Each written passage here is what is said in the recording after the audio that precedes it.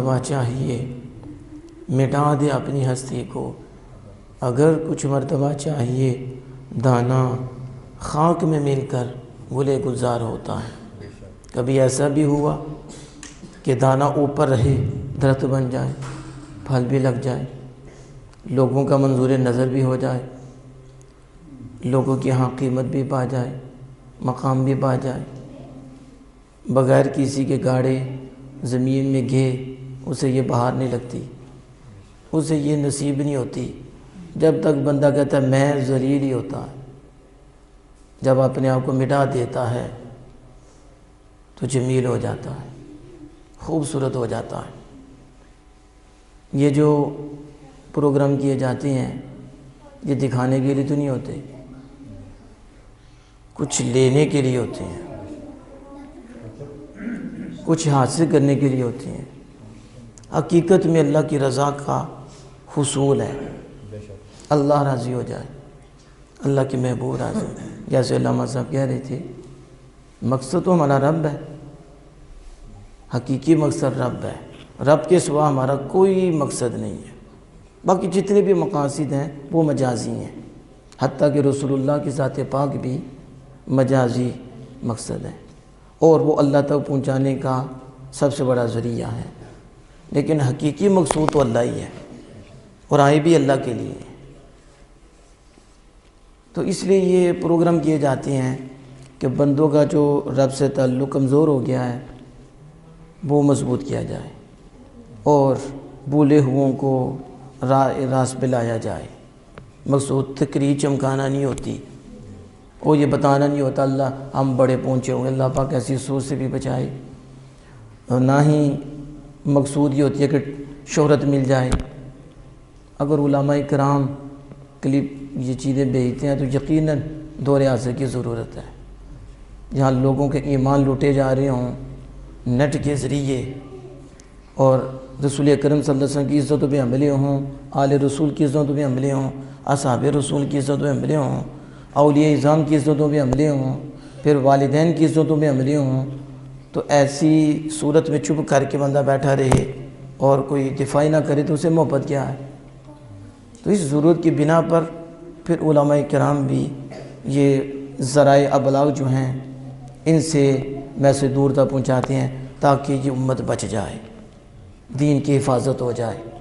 تو یہ پروگرام بھی اس لیے کیے جاتے ہیں۔ میں دعا گو ہوں کہ علامہ قاری ساجد چشتی صاحب اور ان کے ساتھی، ان کی مسجد کی انتظامیہ اور دیگر جنہوں نے یہ محنت کی، کوشش کی اور یہ خوبصورت محفل کا انعقاد کیا، اللہ پاک جزائے خیر عطا فرمائے، برکتیں دے۔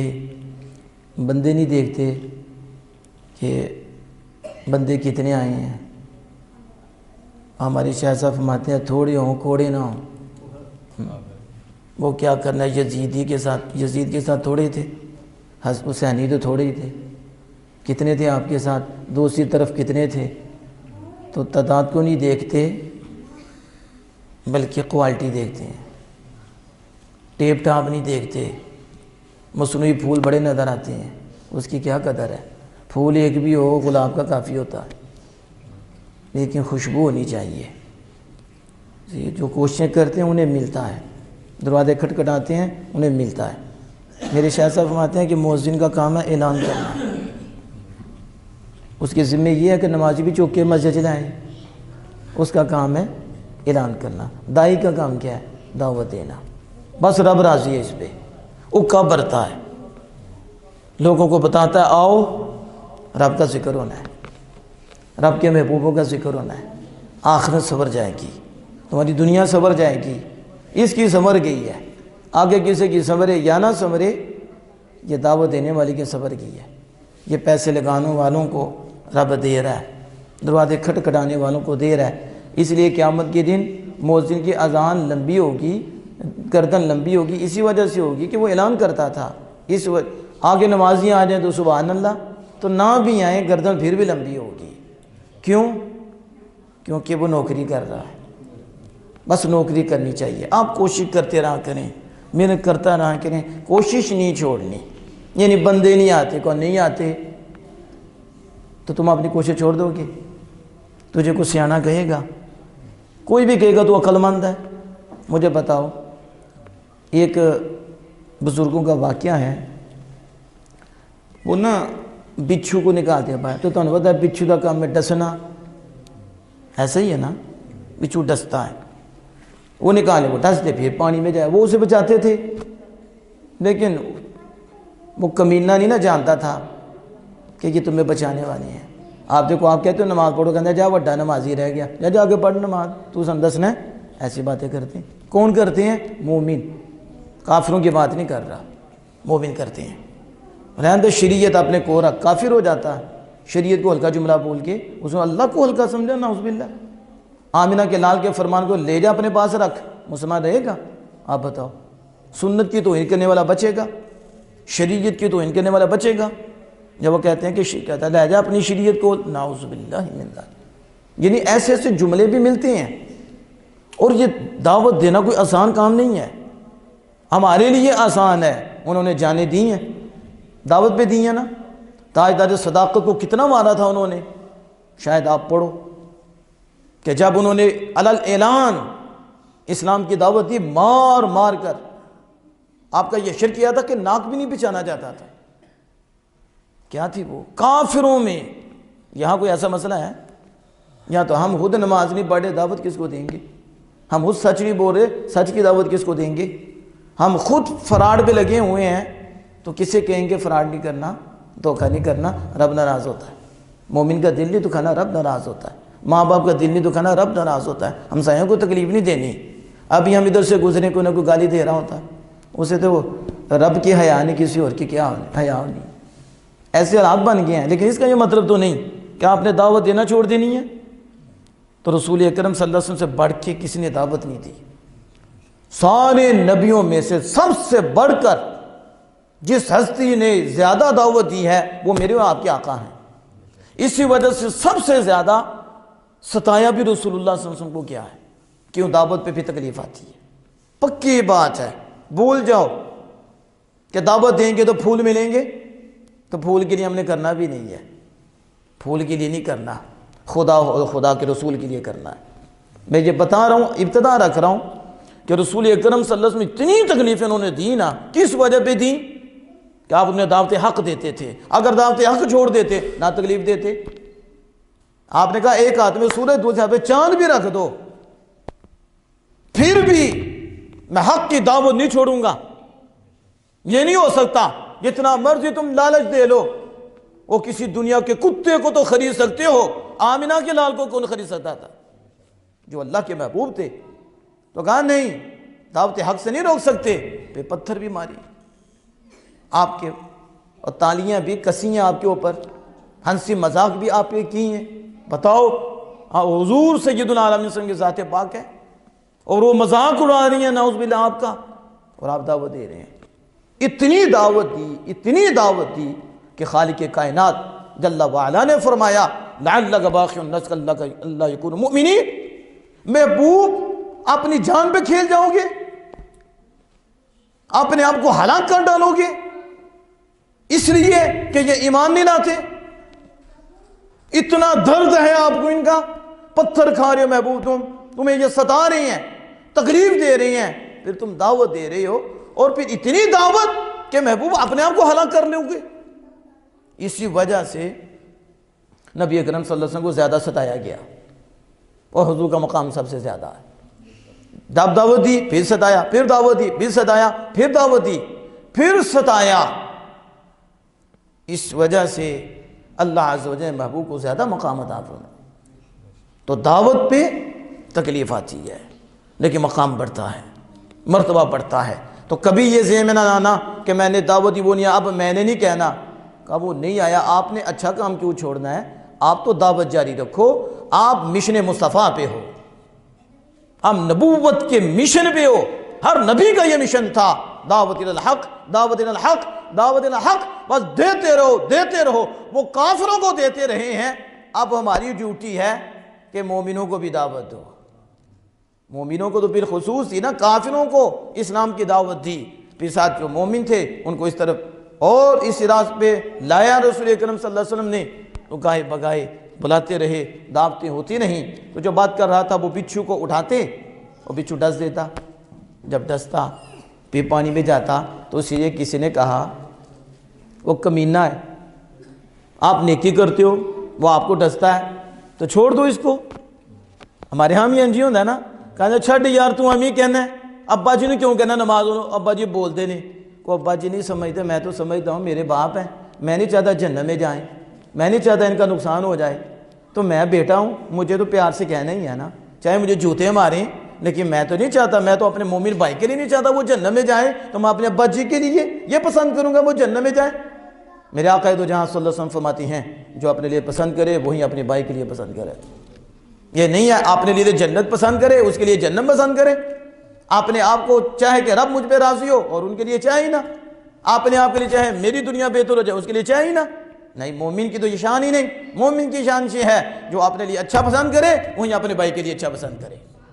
تو اب وہ بچھو کو اٹھاتے تو کہا چھوڑ دیں اس کو، آپ نیکی کرتے ہیں، وہ آگے سے ڈستا ہے، اس کو کیا پتا کمینے کو کہ نیکی کر رہے ہیں، تو انہیں پتا کیا جواب دیا، کہا بتاؤ جو میں کرتا ہوں وہ اچھا ہے یا جو وہ کرتا اچھا ہے، جڑا کام میں کرنا وہ اچھا ہے یہ جڑا کام وہ کرتا ہے وہ اچھا ہے، کہا کام تو تہاڈا اچھا ہے، تو میں وہ بھڑے کام دی وجہ اچھا کام چھڑ داں، وہ بھڑے دی وجہ میں اچھا کام چھڑ داں، وہ اپنے بھڑے تے پکا ہے، اسی اپنے اچھے تے پکے ہیں، اسی بچھو جنے بھی نہیں کہ وہ برائی تے پکا ہے، اگر وہ برائی کے پہ پکا ہے تو ہم آمنہ کے لال کی غلامی میں بھی پکے ہیں، ہمیں بھی کوئی توڑ نہیں سکتا، ہم بھی دعوت دیتے رہیں گے، ہمیں کیا، ادھر تو گردنیں اڑ گئی ہیں، ادھر تو پتہ نہیں کتنی تکلیفیں آئی ہیں، ہمارے اوپر تو آئی کوئی نہیں، تو اب ہم اتنی سی بات پہ یہ چھوڑ دیں، کتنے عقل مند ہیں کہ کسی کی برائی کی وجہ سے ہم اپنا اچھا کام چھوڑ دیں، اس لیے کسی کی برائی کی وجہ سے اپنا اچھا کام نہیں چھوڑتے،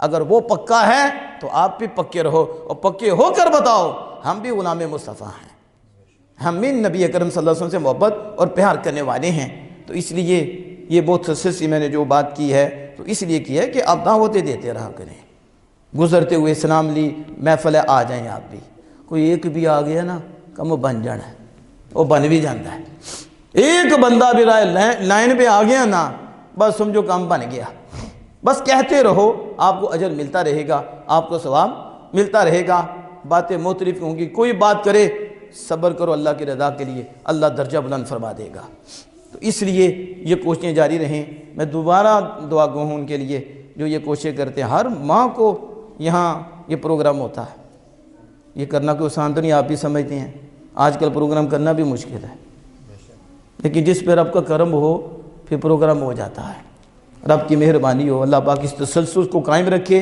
اس مسجد کو آبادیاں عطا فرمائے۔ ذرا مختصر سی گفتگو ہے، اس کی طرف توجہ کریں، میں نے جو آیت کریمہ پڑھی ہے، اللہ جل وعلا فرماتا ہے کنتم خیر امہ، تم افضل امت ہو، تم بہتر امت ہو،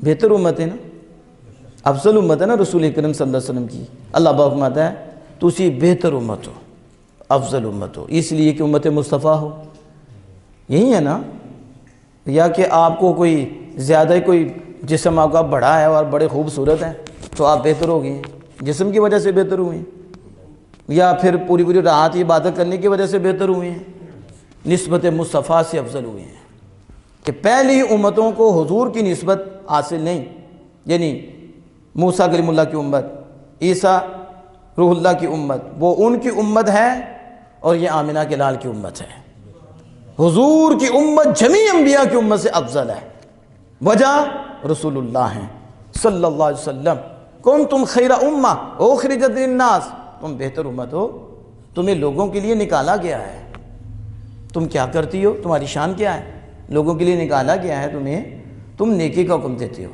تأمرون بالمعروف وتنہون عن المنکر، اور تم برائی سے روکتے ہو، دیکھو اللہ پاک فرماتا ہے تم میرے محبوب کی امت بہتر امت ہو، تہاڈا کام کی ہے تو ان کا جیسے نکالیا گیا ہے، ایسے مارے ہاں کہ تسی نیکی دا حکم دے دیو تو برائی تو روک دیو، برائی تو وتنہون عن المنکر۔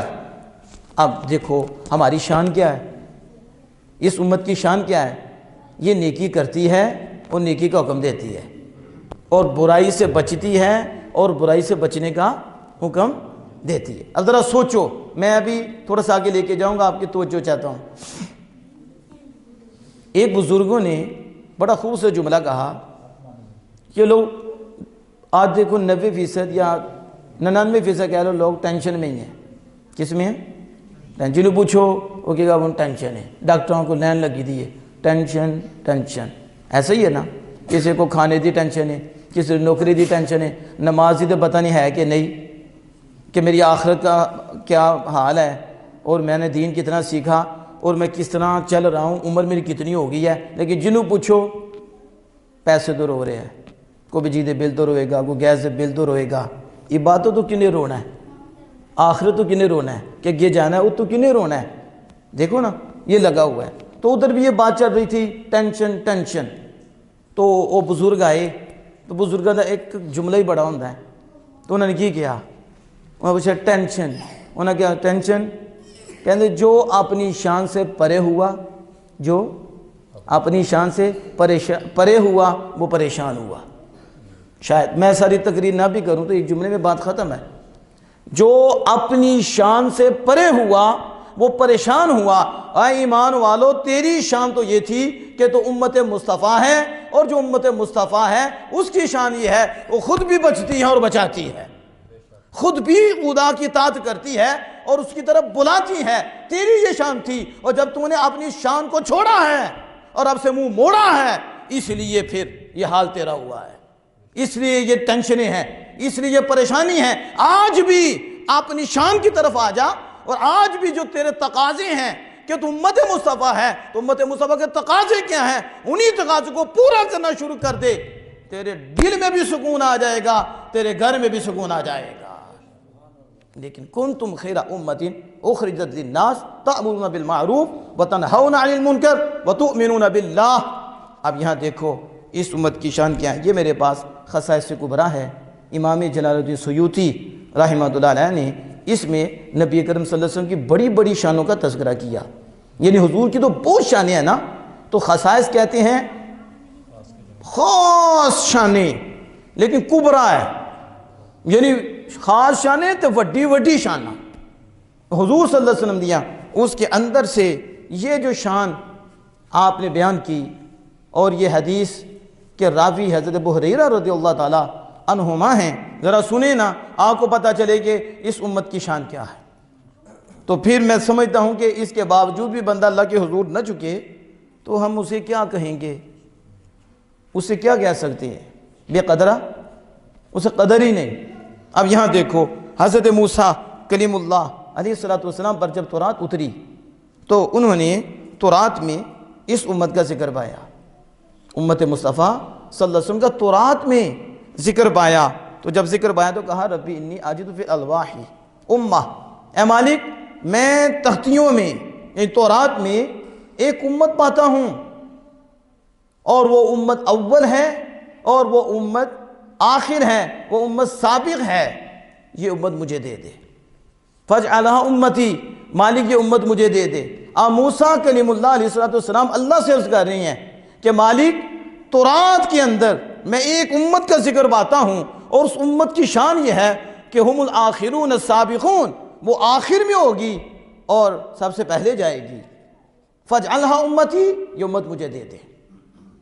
جب یہ بات کی تو اللہ پاک نے فرمایا اے موسیٰ تلک امت احمد، یہ جس امت کی موسیٰ تم شان پڑھ کے مانگ رہے ہو وہ ہم نے آمنہ کے لال کو دے دی ہے، یہ امت مصطفیٰ ہے صلی اللہ علیہ وسلم۔ اب ذرا سنو آخر کیا ہے، سابق کیا ہے، کہ آخر میں کتنی شان ہے اور سابق ہونے میں کتنی شان ہے، اس لیے کہ ہمارے آقا بھی آخر ہیں اور یہ امت بھی آخر ہے، وہ آخر النبی ہیں، خاتم النبیین ہیں، اور یہ امت بھی آخری ہے، یہ کتاب بھی آخری ہے۔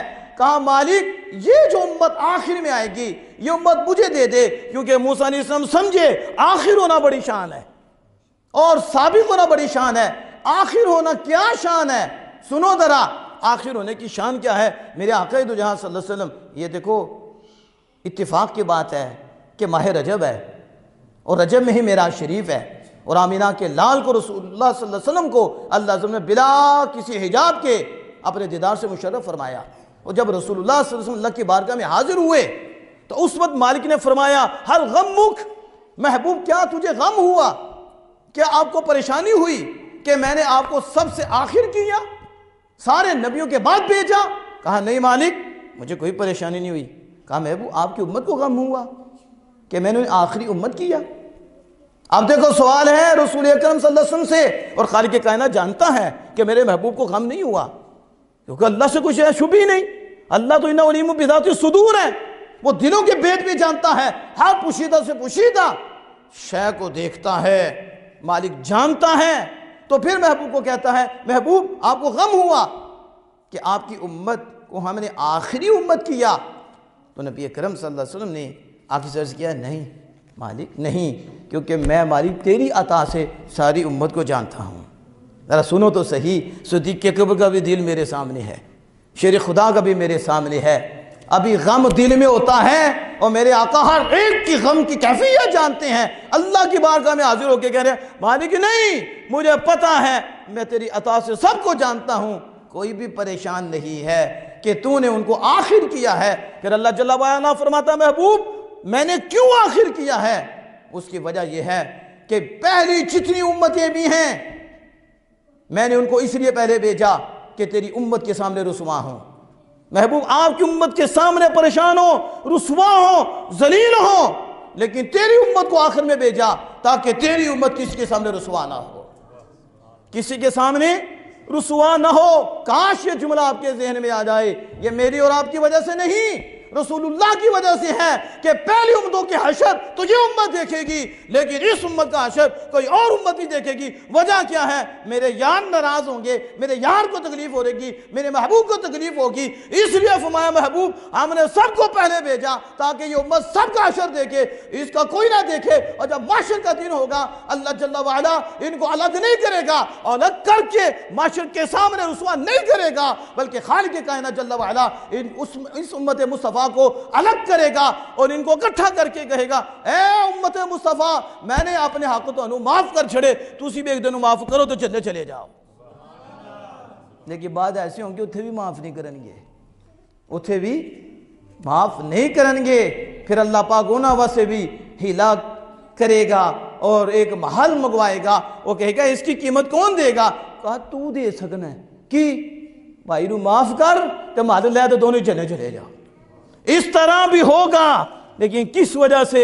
رسول اللہ صلی اللہ علیہ وسلم کی وجہ سے اس امت کو یہ اعزاز ملے گا۔ السابقون کہاں وہ آخر میں ہوں گے اور سب سے پہلے جنت میں جائیں گے۔ میرے آقا دو جہاں صلی اللہ علیہ وسلم فرماتے ہیں کہ نبیوں میں سب سے پہلے جنت میں جاؤں گا، جب تک میں جنت میں نہیں جاؤں گا کوئی نبی جنت میں نہیں جا سکتا، اور نبیوں پہ جنت میں جانا حرام ہے اس وقت تک جب تک کہ میں جنت میں داخل نہ ہو سکوں، اور اس وقت تک سارے نبیوں کا جنت میں داخلہ حرام ہے جب تک میری امت جنت میں نہ چلی جائے۔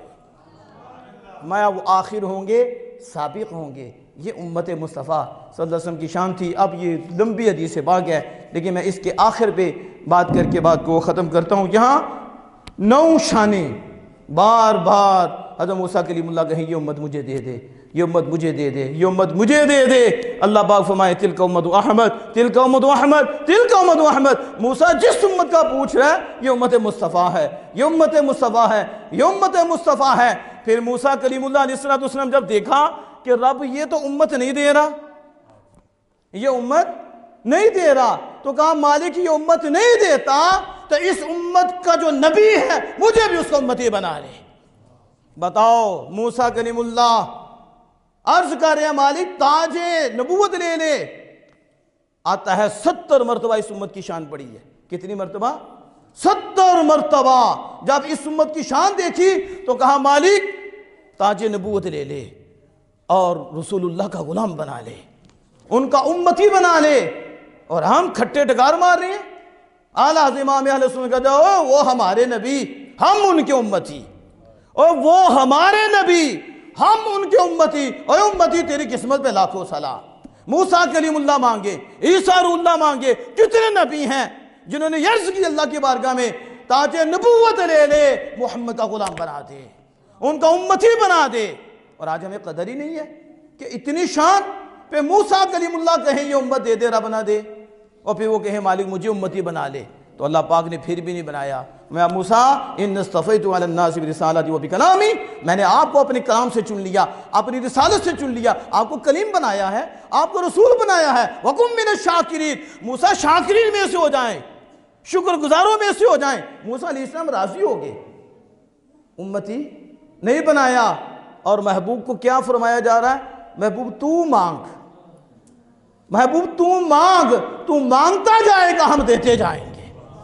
موسیٰ کلیم اللہ مانگیں، کہاں شاکر ہو جائیں موسیٰ، لیکن محبوب کو کیا ہے؟ وَلَسَوْفَ يُعْطِيكَ رَبُّكَ فَتَرْضَىٰ، اتنا دیں گے، اتنا دیں گے، ہم دین کو نہیں دیکھیں گے، محبوب تیرے چہرے کو دیکھیں گے، جتنے پہ تو راضی ہو جائے گا اتنے پہ ہم بھی راضی ہو جائیں گے۔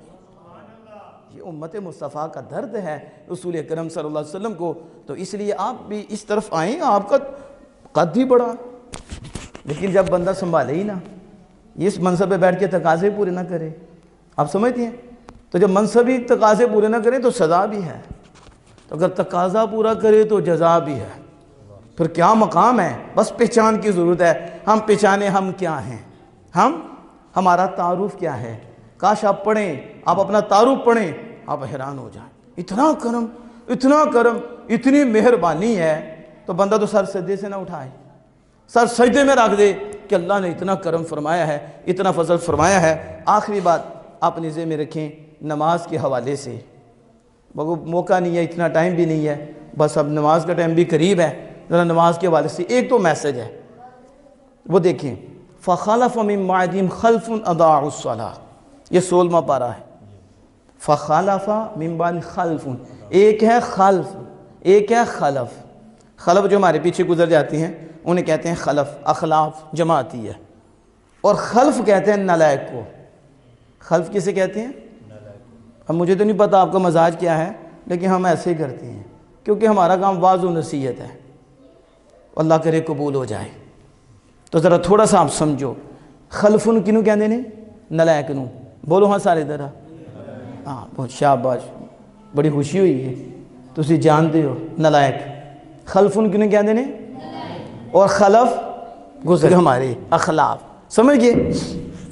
ایتھے تسی دیکھو نا پنڈ دا ہے نا، پنڈے پیرو شاہی پنڈے، ساڑھے ہاتھے دیکھو نا جڑا بڑا جھوٹا ہے گا نا کہ بڑا عقلمند ہے، بڑا لائق ہے، 2 نمبر ہی سکھائے گا، کس طرح جھوٹ بولنا ہے، کس طرح پھنسانا ہے، کس طرح پھنسانا ہے، کس طرح برباد کرنا ہے، کہتے بڑا یار لائق بندہ ہی، اے وکیل ہی تو بڑا لائق ہی، جھوٹ بڑے دستا ہے، ٹھیک ہے، داؤ پیچ دستا ہے، کہتے ہیں نا سارے لائق ہے۔ اب ذرا دیکھنا، رسول اللہ صلی اللہ علیہ وسلم فرماتے ہیں یہ لائق نہیں، یہ نالائق ہے۔ یہ کون ہے؟ میں لائق نہیں ہے، لائق کون ہے؟ میں لائق وہ ہے جو رب سے ڈر جائے، جو رب سے نہیں ڈرتا جتنا مرضی پڑ جائے نالائق ہے۔ وہ کون ہے؟ کہ وہ کمینہ ہے۔ وہ کون سا لائق ہو گیا جسے رب کا خوف ہی نہیں؟ راس الحکمت مخافت اللہ، وہاں سب سے بڑا دانا، سب سے بڑی دانائی کیا ہے؟ وہ اللہ کا خوف ہے، سب سے بڑی دانائی اللہ کا خوف ہے۔ اور فرمایا عقل مند کون ہے؟ جو رب سے ڈر گیا، جو رب سے ڈر گیا۔ فخلف من بعدہم خلف، اللہ پاک فرماتا ہے ان کے بعد نالائق جانشین بنے۔ اب یہ نہ وہ بات بندے اپنی طرف ہی لا لیندے نے، سمجھتے ہو نا؟ ایسا مطلب جو لاندے نے انہاں چ کام ہے وے، پھر لاندے کیوں نہیں؟ اسی انہوں نے بات کر رہی ہے، دیکھو بات تو قرآن دی کر رہے ہیں نا، تو بات کرنے سانوں گل کیتی ہے تے تواڈے اندر ہے ٹھیک کر لو، رب دی بات ہے، ساڈی گل تے نہیں نا، سانوں کس نے کی غرض؟ ہم نے تو مرض بھی دیکھنا ہے اور رب کے فرمان سے اسے واضح بھی کرنا ہے۔ ہمارے شاہد صاحب مانتے ہیں کہ مریضاں دے مطابق دوائی نہیں اسی دیندے تے نہ اسی سکھیے، نہیں تے ہسپتال ہی کھلے ہوندے نے، شوگر دا مریض کہ جی چینی منو دے دو، میں چینی دی زیادہ دے دو، میں کھاواں، بس کہاں جائے گا؟ قبرستان ہی جائے گا۔ تو مریضوں کے مطابق تو دوائی نہیں دیتی ہے، بدقسمتی سے آج لوگ مریضوں کے مطابق ہی دوائی دیتے ہیں، 5.5 ترن تو انہوں نے مطابق دوائی دیتی ہے۔ ہم نے یہ نہیں سیکھا، ہمارے شاہ صاحب آتے ہیں مریض کے مطابق دوائی نہیں ہوتی، دوائی مرض کے مطابق ہوتی ہے، جو مرض ہے اس کے مطابق دوائی دو۔ فخلف من بعدہم خلف، ان کے بعد نالائق جانشین ہوئے۔ کون جانشین ہوئے؟ تجھے کہہ لو صاحبزادہ ہوئے۔ کیا ہوئے؟ سمجھانے کے لیے صاحبزادہ ہو گئے، تو صاحبزادہ صاحب نماز ہی کوئی نہیں پڑھتے، نماز پڑھنی اضاعوا الصلاۃ، اللہ پاک فرماتا ہے نالائق جانشین ہوئے، ان کی پہلی صفت جو اللہ نے نالائقوں کی بیان کی، جو ان کی جگہ پہ آگے بیٹھے، پہلی صفت کیا ہے؟ فرمایا انہوں نے نمازاں ضائع کر چھڑی ہیں۔ کیا کیا تھا؟ اضاعوا الصلاۃ، نمازیں ضائع کی۔ اب یہ آپ پڑھو کہ نماز چھوڑی کہ صرف تخیر سے پڑھتے تھے؟ اضاعوا الصلاۃ، نالائق رب انہیں فرما رہا ہے کہ جنہوں نے نمازیں ضائع کی اور اتبعوا الشہوات، متبعوا الشہوات، اور انہوں نے خواہشات کی پیروی کی، وہ اپنی خواہش کے پیچھے چل پڑے۔ کس کے پیچھے چلے؟ نماز کو چھوڑا، نماز کو ضائع کیا اور خواہشات کے پیچھے چلے۔ فسوف یلقون غیا، اللہ پاک فرماتا ہے ان قریب وہ جہنم میں ایک غی وادی ہے، ان میں جائیں گے۔ کہاں پہنچیں گے؟ اب دیکھو، آپ ذرا غور کرو کہ اللہ پاک انہیں نالائق بھی فرمائے، پھر اللہ پاک فرمائے کہ نالائق کیا کیا انہوں نے کام؟ نمازیں ضائع کی اور شہوات کی پیروی کی، پھر غی میں جائیں گے۔ آج دیکھو جو نماز نہیں پڑھتے ان کے سر سے جوں بھی نہیں رینگتی۔ حدیث پاک کا مفہوم ہے جو جان بوجھ کے نماز چھوڑتا ہے نا، جہنم کے دروازے کے اوپر اس کا نام لکھا جاتا ہے۔ ایتھے ساڑھے جانا کہنے جڑا سننی ہے نا، انہیں تو سدھے ہی جنت ہی جانا ہے، ٹکٹ لے دیئے، ٹھیک ہے، انہیں سدھے ہی جانا، مرنا ہے تو نال ہی جنت ہے، کوئی سوالات نہیں ہے۔ ایتھے بابیاں دے لتاں کر چھڑے، ماں دے دل دکھا چھڑے، گالیاں او دے اور پورے محلے نو گانوں تنگ کر کے رکھے، بس مرے گا تو انہیں جنت ٹوٹ جانا ہے۔ ایسے بھی تو نات بن گئے نا، یہ مطلب ہے اس کا، تو پھر قرآن چھوڑ دیں، حدیث چھوڑ دیں، پھر کوئی اچھا عمل نہ کریں، کوئی اتباع اطاعت نہ کرے، سیدھا جنت ہی جانا ہے۔ اور خدا کے بندوں، گناہ کی وجہ سے بندہ کفر کی طرف جاتا ہے، اللہ بچائے، جنت میں اس نے جانا جو ایمان لے کے جائے گا۔ ہاں عقیدہ اہل سنت کا ہو، اللہ فضل فرمائے تو وہ جنت میں جائے گا، لیکن آگے بھی جو سوالات ہیں، آگے بھی پوچھ گچھ ہے، اور تو نے کون سی سٹیمپ لگوائی ہے کہ تو نے اسی عقیدے پہ مرنا ہے؟ ادھر تو لوگ ڈرتے تھے، اولیاء تڑپتے تھے کہ ہمارا خاتمہ ایمان پر ہو، کہیں اللہ کی تدبیر نہ آ جائے اور ہم بدل نہ جائیں۔ وہ روتے رہتے تھے، دن بھی روتے، رات بھی روتے، ان کی گزرتی تھی۔ اور ہمارا حال کیا ہے؟ اور بیان کرنے والے بھی ایسا بیان کرتے ہیں، کہتے ہیں بس جی سنیا نے تو پوچھ نہیں کوئی نہیں ہونی، قبر آمنہ کے لال نے آنا ہے تو انہیں کچھ بھی نہیں ہونا۔ ہم نے کہا کیا لوگوں کو سکھاتے ہو؟ اور یا رسول اللہ نے جب آنا ہے تو پھر جو حضور کے غلام ہیں ان کو آقا دو جہاں صلی اللہ علیہ وسلم نے آ کر نوازنا ہے۔ کافروں کی قبر میں بھی اس حدیث کو اگر لوگ کہتے ہیں حضور آتے ہیں تو کیا کافر بچ جائیں گے؟ کیا وہ بچ جائیں گے؟ اور جو حدیث میں موجود ہے کہ قبر میں عذاب ہو رہا تھا، اور بخاری شریف میں موجود ہے، اور ہوتا ہے عذاب، تکلیفیں بھی ہوتی ہیں قبر میں، سوالات تو قیامت کے دن ہوں گے، لیکن قبر میں عذاب ہوتا ہے۔ سیدنا عثمان غنی رضی اللہ عنہ قبر کے پاس کھڑے ہو کر ہزاروں کدار روتے تھے، اور آپ سے پوچھا آپ جنتی ہیں؟ جنت کا ذکر ہوتا آپ اتنا نہیں روتے، دوزخ کا ذکر ہوتا آپ اتنا نہیں روتے، قبر کے پاس آپ اتنا کیوں روتے ہیں؟ تو آپ نے کہا میرے آقا دو جہاں صلی اللہ علیہ وسلم نے فرمایا قبر کا منظر سب سے گھبراہٹ والا ہے، جو یہاں سے پاس ہو گیا اگلی منزل سے بھی پاس ہو جائے گا، اور جو یہاں پاس نہ ہوا تو آگے کیسے جائے گا؟ اس لیے ذات محترم اس طرف آؤ، وقت تھوڑا ہے، زیادہ نہیں ہے، بہت گزر گیا، کتنی دیر اپنی شناخت کرو، اپنی پہچان کرو۔ اب دیکھو جب نماز میں آپ آتے ہو، سبحان اللہ، جب یوں کرتے ہو، کبھی آنکھ کھول جائے نا دل کی آنکھ کی، آپ کو پتہ چلے کہ آپ کے پیچھے کتنا فرشتہ ہے اور کتنی رحمتیں برس رہی ہیں، کتنے کرم، اور دیکھو کتنے خوش قسمت ہو، اللہ نے اپنے سامنے کھڑا کر لیا تمہیں۔ کیا ہماری اوقات تھی؟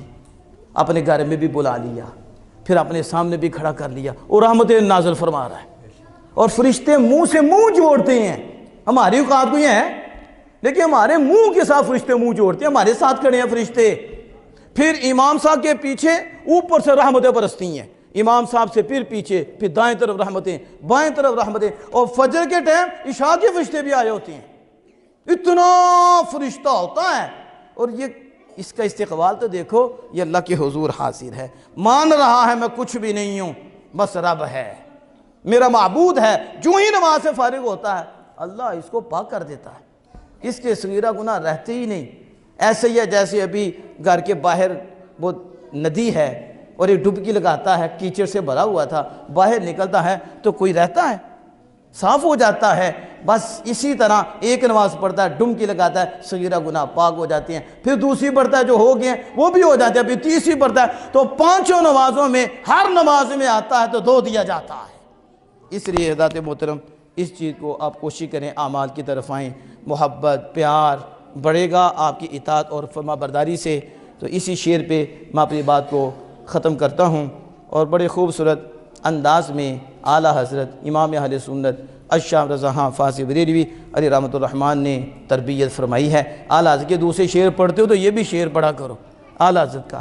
اعلیٰ حضرت فرماتے ہیں دن بھر شب بھر سونا، کیا کرنا؟ اور دن بھر دن لہو و لعب میں کھونا، ماشاءاللہ، دن لہو و لعب میں کھونا اور شب بھر سونا۔ صبح پھرتے رہو، کھیلتے رہو، کدی ادھر کدی ادھر گزارو اور موبائل میں ٹائم گزار دو اور رات کو سو جانا۔